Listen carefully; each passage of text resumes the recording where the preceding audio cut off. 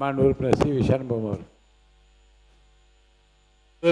பேரவைத் தலைவர் அவர்களே, எனக்கு ஒரு 2 மணி கொடுங்க. முக்கியமான விஷயம் இருந்தால சொல்கிறேன், சுருக்கமாக சொல்கிறேன். இப்போது முதல் தமிழ்நாடு என்பது சமூக நீதிக்கு முன்னோடி மாநிலம். இடஒதுக்கீடு இந்தியாவிலே முதல் வழங்கிய மாநிலம் தமிழ்நாடு. 1921 நீதி கட்சி இருக்கும்போதே இடஒதுக்கீடு வழங்கிய மாநிலம் தமிழ்நாடு. அப்படிப்பட்ட இந்த சமூக நீதியை காத்து கொண்டிருக்கின்ற தமிழ்நாட்டிலே இன்றைக்கு இந்தியா முழுதும் ஒரு பிரச்சாரம் செய்யப்பட்டு கொண்டு வருகிறது. இடஒதுக்கீட்டுக்கு எதிரான ஒரு போராட்டம் இன்றைக்கு நடைபெற்று கொண்டிருக்கிறது. ரிசர்வேஷன் ஏட்டோ என்ற இடஒதுக்கீட்டை ரத்து செய்கின்ற போராட்டம் டெல்லியிலே கடந்த ஒரு வாரத்துக்கு முன்பு டெல்லியிலே ஒரு போராட்டம் நடைபெற்றது. இதில் யார் பின்னணியில் இருக்கிறார் என்பதை பற்றி நாம் சொல்ல வர விரும்பவில்லை. ஆனால் ஏனைய வரும் பின்னே மணி ஓசை வரும் முன்னே என்ற மாதிரி இதில் ஏதோ ஒரு மிகப்பெரிய ஒரு சதி திட்டம் உருவாகி கொண்டிருக்கிறது. உச்ச நீதிமன்றம் கடந்த மார்ச் மாதம் ஒரு வழக்கிலே ஒரு தீர்ப்பு கொடுக்கிறது.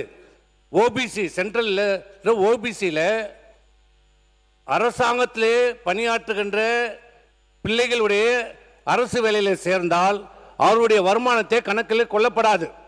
ஆனால் அதே தனியார் நிறுவனத்திலே பணியாற்றுகிற அந்த பிற்படுத்த வகுப்பு சார்ந்த பிள்ளைகளாக இருந்தால் அவருடைய பெற்றோருடைய வருமானம் கணக்கில் எடுத்துக் கொள்ளப்படும். இது சமநீதிக்கு எதிரானது என்று சொல்லி உச்ச நீதிமன்றம் ஒரு தீர்ப்பை வழங்கி அப்படி கொடுக்கக்கூடாது. 2 பேருமே அந்த அரசாங்கத்தில் பணியாற்றுகிறவருடைய பெற்றோருடைய சம்பளத்தை நீங்கள் கணக்கில் எடுக்க வேண்டும், தனியாரில் பணியாற்றுகிறவருடைய சம்பளத்தையும் கணக்கில் எடுக்கக்கூடாது என்று சொல்லுகிறது. ஆனால் இன்றைக்கு மத்திய அரசாங்கம் மீண்டும் உச்ச நீதிமன்றத்தை நாடுகிறது. இந்த தீர்ப்பு ஒரு குழப்பத்தை எங்களுக்கு ஏற்படுத்துகிறது. இதை பற்றி விசாரிக்க வேண்டும், இதற்கு எங்களுக்கு மாற்று தீர்ப்பு தர வேண்டும் சொல்லி இப்போ உச்ச நீதிமன்றம் இதுக்கு ஒரு சிறப்பு அமர்வு அமைப்பதாக சொல்லியிருக்கிறது. ஆக ஒரு மிகப்பெரிய ஒரு சதி திட்டம் இந்த இடஒதுக்கீட்டுக்கு எதிரான இன்றைக்கு நடைபெற்று கொண்டிருக்கிறது. இன்றைக்கு குறிப்பாக உங்களுடைய மானிய கொள்கை விளக்க குறிப்பில் சொல்லியிருக்கிறீங்க, ஜாதிவாரி கணக்கெடுப்பு மத்திய அரசாங்கம் ஜாதிவாரி கணக்கெடுப்பு மக்கள் தொகையோடு எடுக்கப்படுகிற ஜாதிவாரி கணக்கெடுப்பு முடித்த பிறகு எங்கள் மாநிலத்திலே ஜாதிவாரி கணக்கெடுப்பு எடுக்கப்படும் என்று சொல்றீங்க. ஆனால் இன்னைக்கு என்ன நிலைமை? மத்திய அரசாங்கம் அறிவித்திருக்கிற அந்த மக்கள் தொகை எடுப்போடு இருக்கிற ஜாதிவாரி கணக்கெடுப்பில் 40 கேள்விகள் கேட்கப்படும் என்று சொல்லுகிறது. அதில் 10 கேள்விகள் ஜாதியை பற்றிய கேள்விகள். அதிலும் குறிப்பாக என்னன்னா ஜாதிகளை பட்டியலிடப்படாது, ஜாதிகளை டிராப் டவுன் பண்ண முடியாது. ஜாதிகளை கேள்வி கேட்கும் போது நீங்களே சொல்லிக்க வேண்டியதா, செட்டியார் முதலியார் சொல்ல வேண்டாம். அப்போ நாங்கள் வன்னியர்னா வன்னியரில் வன்னியர்னு சொல்லுவோம், கவுண்டர்னுவோம், படையாச்சின்னுவோம், பள்ளின்னுவோம். அப்போ நீங்களே ஜாதின்னு சொன்னால் வன்னியர்ன்றது அது ஒரு 10 பிரிவு இருக்கும், அந்த 10 ஜாதி ஆகிடும். ஒரு ஜாதியே 500 ஜாதி ஆகும், ஒரு ஜாதியே 1000 ஜாதி ஆகும். பட்டியல் கிடைக்காது. ஓப்பன் எண்டட் எனுமரேஷன் சொல்றாங்க, அந்த மக்களே அவருடைய ஜாதியை சொல்லணும்ன்றாங்க. இது திட்டமிட்டு கட்டமைக்கப்படுகிற ஒரு சதி. ஏனென்றால் 2011 அன்றைக்கு இருந்த யூபிஏ அரசாங்கம் எடுக்கப்பட்ட மக்கள் தொகை கணக்கெடுப்பிலையும் இதே நடைமுறை தான் கையாளப்பட்டது. ஓப்பன் எண்டட் எனுமரேஷன் தான் பண்ணாங்க. அதனால் என்னாச்சு? முதல் ஜாதிவாரி கணக்கெடுக்கப்பட்டது 1931. அன்றைக்கு எடுக்கப்பட்ட போது இருந்த ஜாதிகள் எண்ணிக்கை 4147 ஜாதிகள். ஆனால் 2011 இந்த ஓப்பன் எண்டட் எனுமரேஷன் படி எடுக்கப்பட்ட ஜாதிகளின்படி எவ்வளவு தெரியுமா? ஜாதி 46,07,46.7 லட்சம், 1000 மடங்கு உயர்ந்திருக்கிறது. 4147 ஜாதி 2011 எடுக்கப்பட்ட அந்த ஜாதிவாரி கணக்கெடுக்கும்படி 46.7 லட்சம். அதேதான் இன்றைக்கு மீண்டும் மத்திய அரசாங்கம் எதற்கெல்லாம் காங்கிரஸ் அரசை குற்றம் சாட்டுகிற இன்றைக்கு மத்திய அரசாங்கம் இன்றைக்கு அதே காங்கிரஸ் அரசாங்கம் செய்த அதே தவறை மீண்டும் இது எப்படி இருக்கு? நான் கிராமத்தில் சொல்லுவாங்க பாரு, ஈயத்தை பூசினா மாதிரி இருக்கும், பூசாத மாதிரி இருக்கணும், ஜாதிவாரி கணக்கு எடுத்தா மாதிரி இருக்கணும், ஆனால் நடைமுறைப்படுத்தவும் கூடாது. இதுதான் இன்றைக்கு நிலைமை. உண்மையிலே ஜாதிவாரி கணக்கு எடுக்கணும்னா நீ என்ன செய்யணும்? மத்திய அரசாங்கத்திட்ட ஒரு பட்டியல் இருக்கிறது, மாநில அரசாங்கத்திட்ட ஒரு பட்டியல் இருக்கிறது. எப்படி தாழ்த்தப்பட்ட மலைஜாதி மக்களுக்கு ஒவ்வொரு மக்கள் தொகை எடுக்கும் போதும் அவங்க பட்டியல் இருக்குது மத்திய அரசாங்கத்துக்கிட்ட. இப்ப தாழ்த்தப்பட்டவர்னா மத்திய அரசாங்கம் தான் 1208 இருக்குது. அதே மாதிரி இப்ப மலைவாழ் ஜாதி பத்தினா 730 இருக்கிறாங்க. அந்த பட்டியல் படிக்கதான் அவங்களுடைய கேள்வி கேட்கிறாங்க. அதனால அதுல எந்த பிரச்சனையுமே இல்லை. ஆனால் பிற்படுத்தப்பட்ட மிகவும் பிற்படுத்தப்பட்ட மக்களுக்கு மட்டும் ஜாதிவாரி கணக்கு எடுக்க வேண்டும் என்றால் மட்டும் அந்த விதிகள் படி பண்ணாம ஓபன் எண்டா பண்ணுவதில்லை.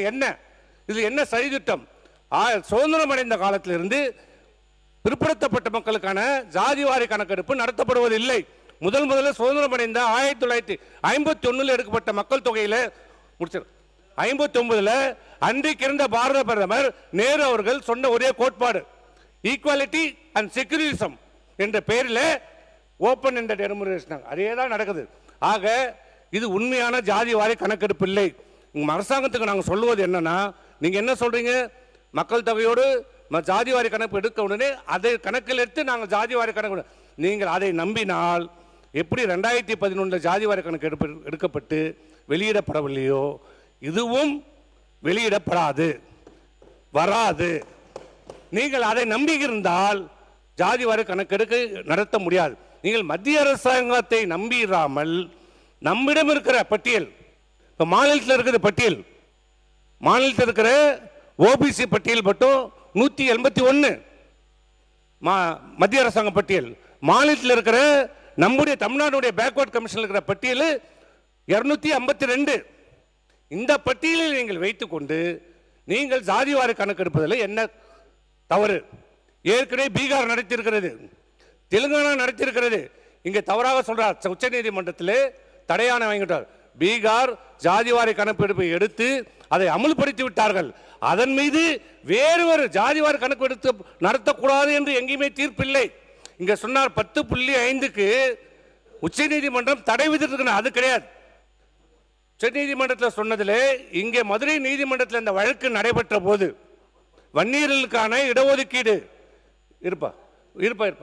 வன்னியர்களுக்கான இடஒதுக்கீடு கொடுக்கப்பட்ட போது மதுரை நீதிமன்றத்தில் நடைபெற்ற வழக்கில் அன்றைய அரசாங்கம் ஜனார்த்தனம் கமிஷனுடைய ரிப்போர்ட், பேக்வர்ட் கமிஷன் சேர்மன், அவர் தான் ஒரு அறிக்கையை அரசாங்கத்துக்கு தாக்கல் செய்கிறார்.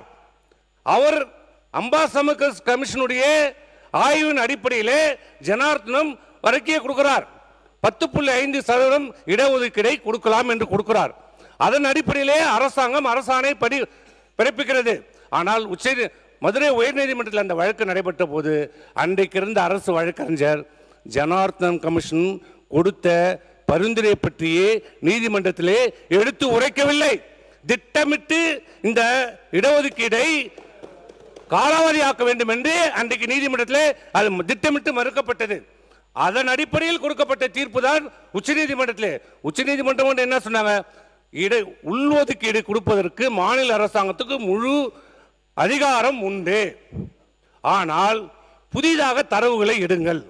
அது ஏற்கனவே பழைய தரவுகளாக இருக்கிறது, புதியதாக தரவுகள் எடுங்கள் என்று சொன்னோம்.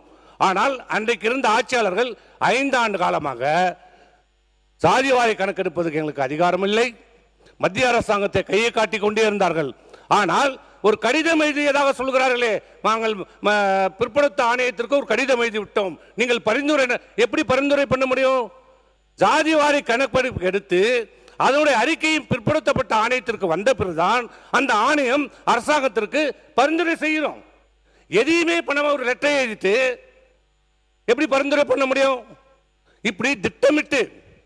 அது மட்டுமல்ல, இன்னைக்கு இடஒதுக்கீட்டை ரத்து செய்வதற்கு சட்ட திருத்தம் தேவையே இல்லை என்ற ஒரு கோட்பாட்டை இன்றைக்கு ஆளும் அரசுகள் செயல்படுத்திக் கொண்டிருக்கின்றன. என்னன்னா, வேலை வாய்ப்புல இன்னைக்கு மத்திய அரசாங்கத்தில் 8 லட்சம் வேலை வாய்ப்புகள் காலியாக இருக்கிறது. முடிச்சிட்டேன். தமிழகத்தில் கிட்டத்தட்ட 15 லட்சம் வேலை வாய்ப்பு ஒப்புதல் அளிக்கப்பட்ட வேலை வாய்ப்பு, அதுல கிட்டத்தட்ட 5 லட்சம் வேலை வாய்ப்புகள் காலியாக இருக்கிறது. இதுல 90% வேலை வாய்ப்பு யார் என்றால் அந்த இடஒதுக்கீட்டிலே பயனடைகிறவர்கள். அதாவது இடஒதுக்கீடு நீக்க வேண்டும் என்றால் நீங்கள் ஆட்களை வேலைக்கு எடுக்க வேண்டாம். இந்த நிலையை தான் இன்றைக்கு அரசாங்கம் செய்து கொண்டிருக்கிறது. ஆகவே இந்த அரசை கேட்டுக்கொள்வதெல்லாம், நீங்கள் மத்திய அரசாங்கத்தை எதிர்பார்த்து காத்து கொண்டில்லாமல் நீங்களே மாநில அரசாங்கமே மற்ற மாநில அரசாங்கம் எப்படி செய்ததோ நீங்களும் ஜாதி வாரி கணக்கெடுப்பு எடுத்து உண்மையிலே பாதிக்கப்பட்ட மக்களுக்கு இங்கு சென்றடைய வேண்டிய அந்த அரசினுடைய திட்டங்கள் வேலைவாய்ப்புகள் செயல்படுத்த முன்வர வேண்டும் என்று கேட்டுக்கொள்கிறேன்.